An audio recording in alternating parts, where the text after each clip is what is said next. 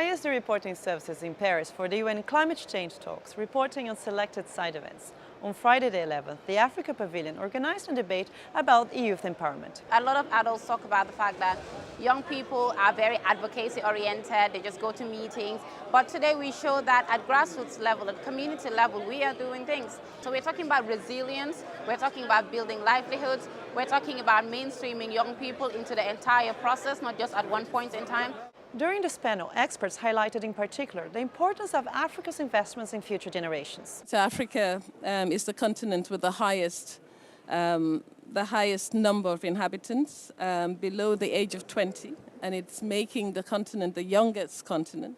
And in less than 3 generations, 41% of the world's youth will be African. So the powerful side of the story is that African youth will be the custodian of the world. We keep hearing about youth employment. I like the youth employment, but I want to talk about youth being employers. Why would we want to be employed? That's the tradition we've inherited from most of our colonial masters, that we're going to the civil service, we're going to being recruited, we're going to being employed. We need to create opportunities for these youths to actually employ people. Africa has 3 problems: leadership, leadership, leadership. We have to look at our governing institutions to bring down the age profile of our leadership, to have more young people emerging into leadership at all levels, from local government to the national level, because we need fresh ideas in governance. An experienced negotiator for Africa demonstrated the importance of education to cope with problems such as climate change. Today, the issue has become more complicated than it was originally. We need experts. We need people who are educated, who are specialized.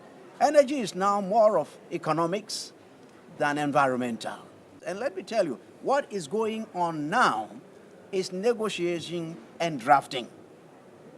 If the skill is not there, you will be left out. We need to have a change in mindset. How many of us will forgo the Lamborghinis and the Hummer Jeeps and want to drive electric cars and drive those small Puntos and the Prius?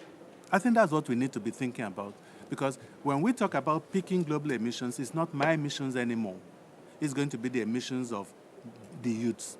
Having the youth event at the end of the COP demonstrated the commitment of the Africa Pavilion to youth empowerment. I think the pavilion has been a great sort of coordination hub.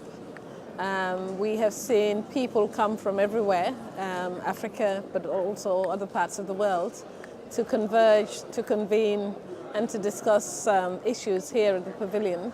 It has been a symbol of unity.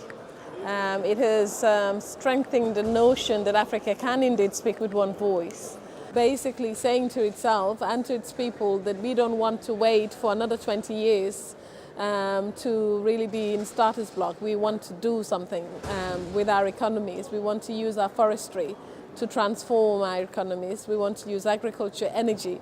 So I think it's a continent that is already showing and demonstrating very strongly that it has the means, it has the resources in terms of people, it has the skill sets, it hasn't got all the technologies, but it can leapfrog some of these technologies, and it doesn't need to do development in the same way that it has been done in industrialized nations. We have to be able to find ways of ensuring that the youth can be very much part of the broader sustainable development that we want to see. And the ways in which we can do that is open up the opportunities that are available in many of the climate sectors to see how they can become ready-made entrepreneurs and be very much part of that narrative changing story, because I think that's where they need to be.